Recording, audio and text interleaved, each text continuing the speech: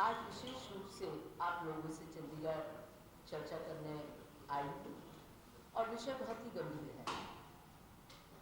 हम सब जानते हैं कि पिछले दिनों संसद का एक विशेष सत्र बुलाया गया। बहुत स्पेकुलेशन हुए कि आखिर सत्र क्यों बुलाया जा रहा है। बहुत सारी चर्चाएं हुई और इतना गोपनीय सब कुछ रखा गया कि ऑपोजिशन पार्टीज को भी नहीं बताया गया कि विशेष सत्र का एजेंडा क्या है। और जब एजेंडा खुला तो एक खुशी की लहर पूरे देश में महिलाओं में गई कि कुछ ऐतिहासिक होने वाला है। महिला आरक्षण विधेयक पेश किया जाना था और हम सबको लगा कि राजीव जी ने जो सालों पहले 1989 में जो सपना देखा था इस देश की महिलाओं को राजनीतिक ताकत देने का, और जो सपने को सतत हकीकत में बदलने के लिए आदरणीय सोनिया जी, राहुल जी सड़क से लेकर संसद तक लड़ते रहे। शायद महिलाओं ने सोचा कि अब 2023 में वो सपना पूरा हो जाएगा और हम महिलाओं को अपना अधिकार मिल जाएगा। पर जब बिल टेबल हुआ उसके बाद समझ आया कि ये फिर एक जुमला था मोदी जी का। इस देश की महिलाओं के साथ एक धोखा था। इस देश में जो ज्वलंत समस्याएं थी उससे ध्यान मोड़ने का एक तरीका था। जो भयानक महंगाई ने आज इस देश की महिलाओं की ही नहीं तमाम नागरिकों की कमर तोड़ रखी है। जो बेरोजगारी आज सबसे ज़्यादा है देश में, जो घोटाले मित्रों के आज चर्चा में है, ये जो आर्थिक असमानताएं हैं, ये तमाम मुद्दे थे जिनसे ध्यान भटकाने के लिए एक विशेष सत्र बुलाया गया और महिला आरक्षण को एक औजार बनाया गया ध्यान भटकाने के लिए। हम सब जानते हैं कि महिला आरक्षण का सपना राजीव जी ने देखा था।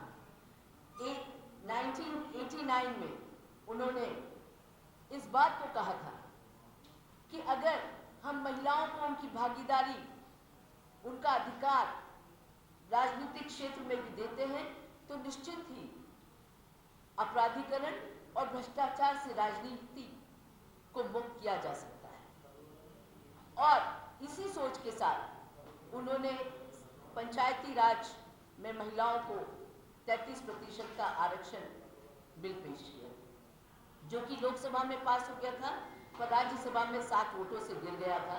जब भारतीय जनता पार्टी के नेता अटल जी, अडवाणी जी, जेठमलानी जी, तमाम नेताओं ने इसका विरोध किया था, खुल के महिला आरक्षण दिया। और नेताओं ने, जनता भी ये पूछती थी कि इतनी महिलाएं राजीव गांधी जी लाएंगे कहाँ से? 33% तो दे रहे हैं पर इतनी महिलाएं चुनाव लड़ने के लिए लाएंगे कहाँ से?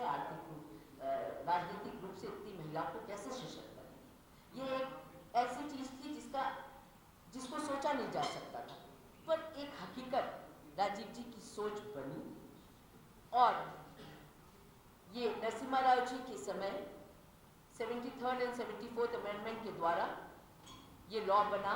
और हमने देखा कि हमारे देश की महिलाएं जो लंबे लंबे घूंघटों में रहती थी, जो रूरल एरिया की महिलाएं जो दहलीज पार नहीं करती थी, उन्होंने अपने गांव को संवारा, अपने वार्ड को संवारा। कहीं पंच बनी, कहीं सरपंच बनी, कहीं मेयर बनी, कहीं नगर पालिका अध्यक्ष बनी और पूरी ईमानदारी के साथ अपने राजनीतिक दायित्व को निभाया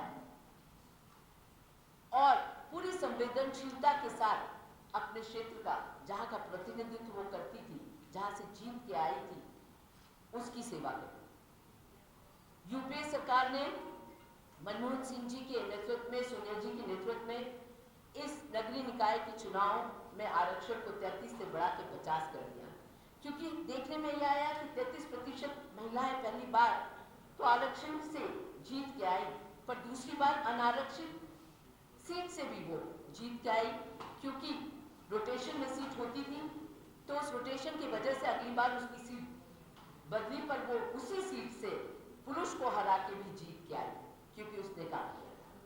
तो जो विश्वास राजीव जी का इस देश की बेटी पे, इस देश की बहनों पे था, वो साकार होता दिखा, और उसका नतीजा ये रहा कि 15 लाख से ज्यादा महिलाएं इस देश की आज अपना दायित्व निभा रही है राजनीति में। बड़ी संघर्ष के बाद ये बिल फिर आया। 2010 में मनमोहन सिंह जी की सरकार में ये बिल राज्यसभा में तो पास हो गया, वो भी संघर्षों के बाद हुआ, पर राज्यसभा में पास हुआ, और फिर आशा लगाए बैठे रहे कि लोकसभा में पास होगा, पर लोकसभा में पास नहीं हो पाया। 2014 का दौर आया जब बहुत बड़े बड़े सपने दिखाए गए इस देश की महिलाओं को। अच्छे दिन का सपना था तो 15 लाख का भी सपना था, 2 करोड़ रोजगार का भी सपना था, बहुत सारे सपने थे, और उसी सपनों में से एक सपना था जो दिखाया गया भारतीय जनता पार्टी द्वारा, मोदी जी द्वारा, कि आप एब्सोल्यूट मेजॉरिटी हमें दीजिए और हम महिला आरक्षण बिल को लागू करेंगे। 2014 में भारतीय जनता पार्टी ने ये अपने मैनिफेस्टो में कहा, और जब ये बात आई, कांग्रेस तो सतत महिला आरक्षण के लिए लड़ी रही थी। जब 2014 के रिजल्ट आए, सरकार बनी, तो लगातार सोनिया जी के नेतृत्व में, राहुल जी के नेतृत्व में कई बार सोनिया जी ने चिट्ठी भी लिखी प्रधानमंत्री जी को कि आपके पास एब्सोल्यूट मेजॉरिटी है और कांग्रेस अनकंडीशनली इसको सपोर्ट करेगी बिल को, तो आप इसे पास करें। पर 2014 से लेके 2019 में फिर वही बात आई, फिर वही जुमला रहा कि महिलाओं को फिर कहा गया कि आप एब्सोल्यूट मेजॉरिटी दीजिए, हम बिल पास करेंगे, महिला आरक्षण बिल। पर 2019 से भी 2023 के आते आते आखिरी में 9.5 साल बाद ये बिल पास किया गया। पर जब बिल पास हुआ तो महिलाओं को लगा कि 2023 में 5 राज्यों में चुनाव है, उसमें से एक राज्य से मैं आती हूँ, मध्य प्रदेश, और 2024 में लोकसभा के चुनाव है। तो महिलाएं बहुत खुश हुई कि अब हमें आरक्षण मिलेगा, अपना अधिकार मिलेगा। पर बड़े बड़े लुभावने शब्दों में इसको अटका दिया गया, नारी शक्ति वंदन अधिनियम।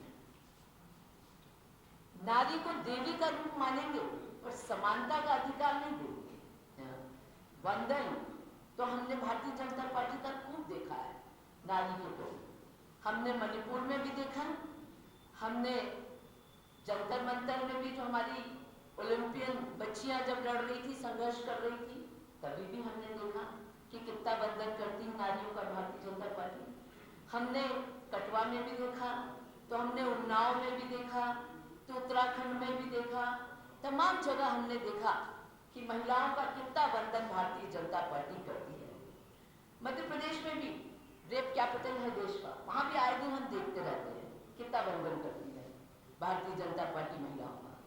जब भारतीय जनता पार्टी के नेता, उनके गुंडे, उनके सहयोगी संगठन के, उनके रिश्तेदार, कोई भी अगर महिला अत्याचार में लिप्त होता है तो बेशर्मी के साथ भारतीय जनता पार्टी के नेता उनको बचाने में लग जाते हैं और कहीं न कहीं पीड़िता को और दुख देते हैं, उनके इंसाफ के रास्ते में रोड़ा हटाते हैं। ये हमने बहुत अच्छे से देखा है। तो इसलिए इस तरह के लुभावने शब्दावली करके अगर भारतीय जनता पार्टी और मोदी जी समझते हैं, सरकार समझती है कि इस देश की महिलाएं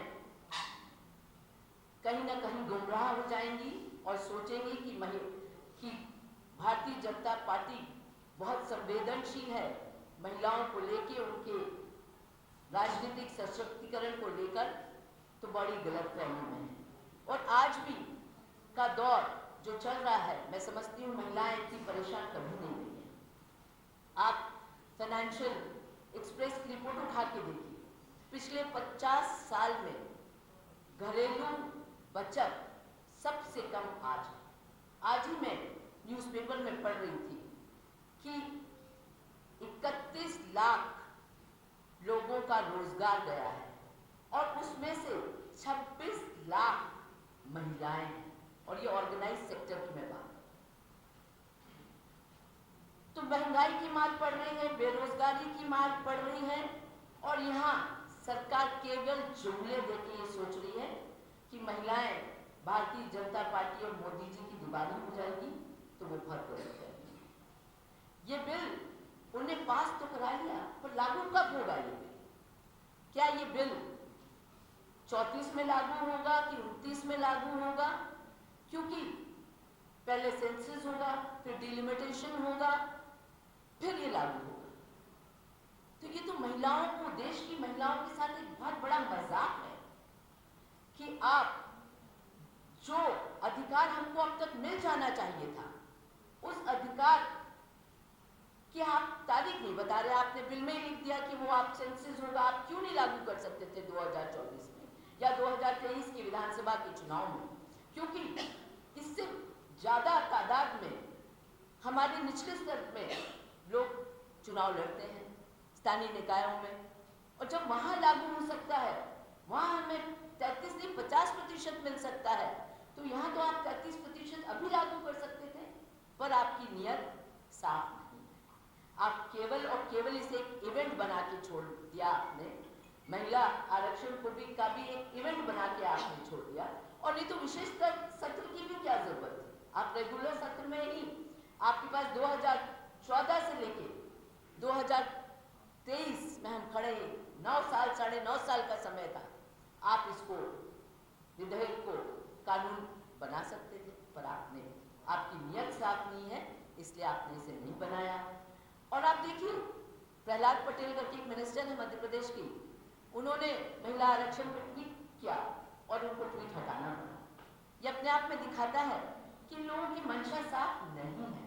अब इस देश की महिलाओं का इंतजार और बढ़ गया, और आगे आपने खसका दी पूरी। और वंदन की क्या बात है? महिलाओं का अधिकार है, आप कोई उन पर दया नहीं कर रहे, आप उन्हें कोई भीख नहीं दे रहे। ये महिलाओं का हमारा अधिकार है। 50% आबादी का 100% हम लेके रहेंगे अपना अधिकार।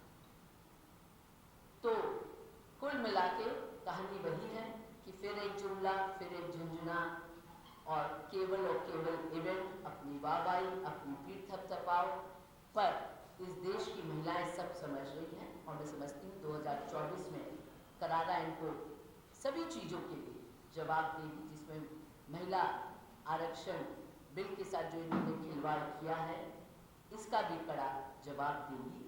और जिस तरह से हम लगातार मांग कर रहे हैं कि SC, ST, OBC हमारी बहनों को इसमें उनके लिए प्रावधान होना चाहिए, क्यों नहीं होना चाहिए? आज जब हम बात करते हैं जनगणना की, लगातार राहुल जी इस बात को कह रहे हैं, रेखांकित कर रहे हैं कि जातीय, आर्थिक एवं सामाजिक जनगणना होनी चाहिए। 2011 में की जो रिपोर्ट है, उसको अभी तक इन लोगों ने टेबल नहीं किया, और अब कब सेंसस कराएंगे उसका भी इनके पास कोई जवाब नहीं है, क्योंकि 2021 में सेंसस होना था। अब कब वो होगा, और क्यों नहीं हमारी OBC बहनों को उनका अधिकार मिले, हमारे SC, ST बहनों को उनका अधिकार मिले, क्योंकि उनका भी उतना ही अधिकार है इस बिल पर जितना एक सामान्य महिला का अधिकार है। तो ये तमाम चीज़ों को लेकर हम मांग कर रहे हैं कि इसको जल्द लागू करें, अभी लागू करें, इसी को किसी बंधन में ना बांधे, और साथ ही हमारी OBC बहनों का के लिए SC, ST के साथ इसमें आरक्षण हो, इस बात की हम मांग करते हैं। आप लोग प्रश्न? मैम, क्योंकि आप उस समय आई हैं जहाँ पे इंडो कनाडा टाइज की बातचीत हो रही है। देखिए, इसी पे मैं आज ये बहुत अहम मुद्दा है, मैं किसी और को नहीं पूछूं इसी मुद्दे